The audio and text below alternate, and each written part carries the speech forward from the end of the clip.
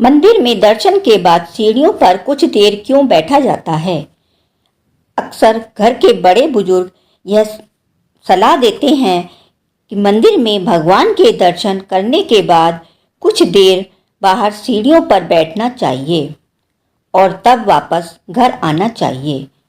इसके पीछे कोई वैज्ञानिक कारण नहीं है, लेकिन कुछ धार्मिक मान्यताओं के चलते लोग इस परंपरा का पालन करते हैं।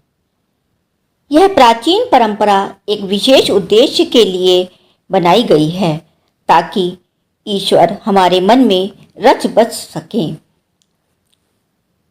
मन ही मन बोले यह श्लोक।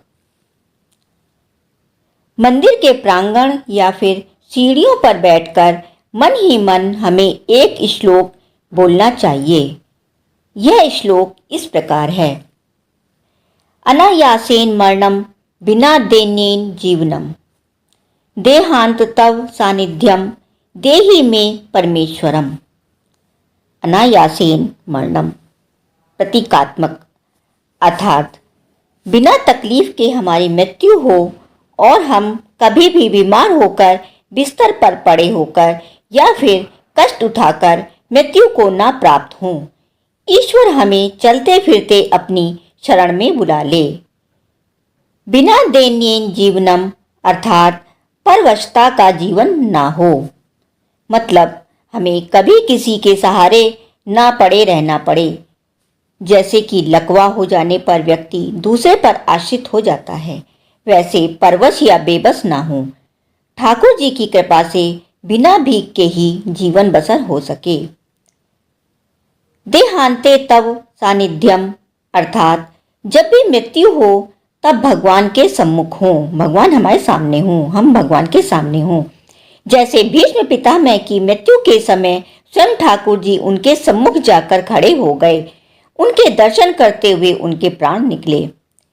देहि में परमेश्वरम, हे परमेश्वर, ऐसा वरदान हमें देना हमारी आत्मा परमेश्वर को प्राप्त हो और हमारी देह को मोक्ष मिले। हे ईश्वर, हमें अपनी शरण में लेकर हमारा उद्धार करें। इसलिए दर्शन के बाद बैठकर यह प्रार्थना अवश्य करनी चाहिए। अर्थात दर्शन के वक्त ईश्वर के सामने खुली रखें आंखें। जब हम मंदिर में दर्शन करने जाते हैं तो खुली आंखों से भगवान को देखना चाहिए, निहारना चाहिए, उनके दर्शन करना चाहिए। कुछ लोग वहां आंखें बंद करके खड़े रहते हैं। आंखें बंद क्यों करना? हम तो दर्शन करने आए हैं भगवान के स्वरूप का, श्री चरणों का, मुखारविंद का, श्रृंगार का संपूर्ण आनंद लें।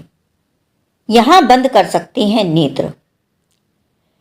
आंखों में ईश्वर के स्वरूप को भर लें, दर्शन करें और दर्शन के बाद जब बाहर आकर बैठें तब नेत्र बंद करके जो दर्शन किए हैं उस स्वरूप का ध्यान करें। मंदिर में नेत्र नहीं बंद करना। बाहर आने के बाद जब मंदिर के प्रांगण में बैठकर ईश्वर का ध्यान करें तब आंखों को बंद करके ईश्वर की छवि के बारे में विचार करें। अगर ठाकुर जी का स्वरूप ध्यान दें में नहीं आए तो दोबारा मंदिर में जाएं और भगवान का दर्शन करें। नेत्रों को बंद करने के पश्चात उपरोक्त श्लोक का पाठ करें।